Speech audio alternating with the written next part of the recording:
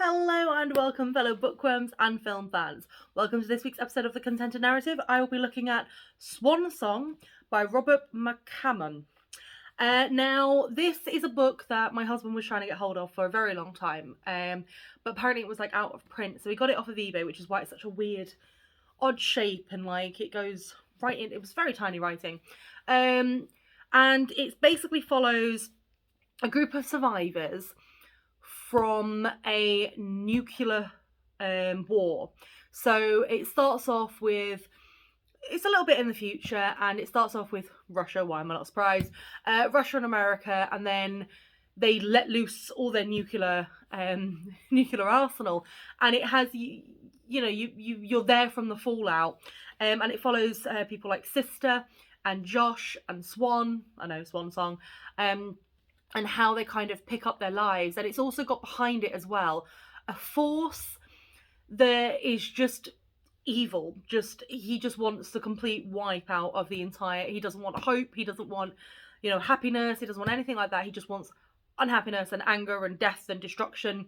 So he gets very happy when a nuclear fallout happens. But then, as in the way of a lot of sort of like post-apocalyptic books, there is that little bit of hope. There is that little sort of like build up, which is primarily in Josh and Swan and Sister, but you also come across like a Roland as well, and Colonel Macklin, and it is a good, if slightly disturbing read. Now, it's very similar to Stephen King's The Stand as well. So this, obviously Stephen King's The Stand has a post-apocalyptic kind of thing, but with that one, it is a virus that takes everybody out, and if you survive, great, but the food is still there, the earth is still there, there's no radiation, there's no sickness from that.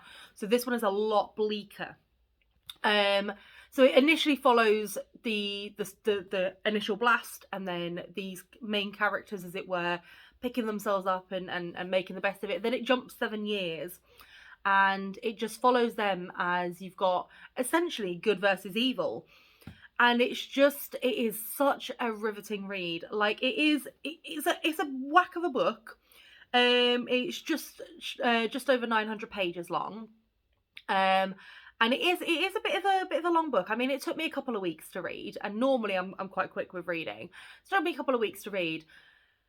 But I mean, for me, I enjoyed it. I really enjoyed it. I love the characters, but it was just so bleak.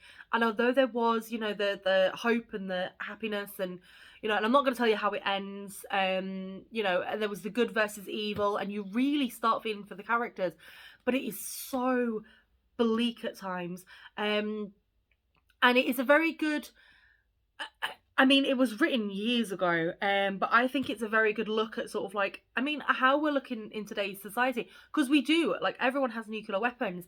And if one person decides, you know what, we're going to go to nuclear war, there's not much you can do. You can just retaliate. And you look at the survivors, and you've got the people that just want to live, that just want to survive, that just want to be able to eat and drink and not die of radiation poisoning, and not have these, like, horrible masks on their face, because it's called jobs mask, which you get, and it's sort of like these like crustaceans almost. I don't know if crustaceans is the right word, but that covers your face. But then on the other hand, you've got the people that are like, well, do you know what, we're in a war now, and then they just keep fighting, even though, what's the point? Like, everybody is pretty much like, everybody just wants to survive. And it was very, very good to read, like, very enjoyable. But as I said, I will warn you, it is a bit of a bleak one. I'm not going to tell you how it ends, okay? But just be prepared that if you're reading this, you might need to pop off halfway through to read a happier book, just to cheer yourself up. But I love the fact that it has, in the background, it has that evilness that goes through many names and has many faces. And it's almost like he's going round and going, okay, so these people have hope, so let's just destroy their water supply. Oh, okay, this person has hope, let's just, give them an infection.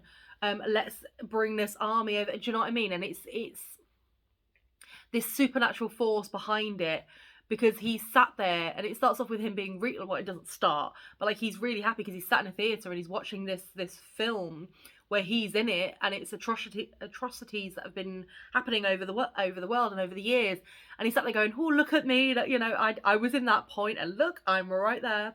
And he changes his face, and he's the majority of the book with this force is he's searching for Sister, because Sister has something that can combat his power. So it's got nice supernatural elements to it. It is grounded, unfortunately, in reality, and it is set, as I said, around a nuclear holocaust.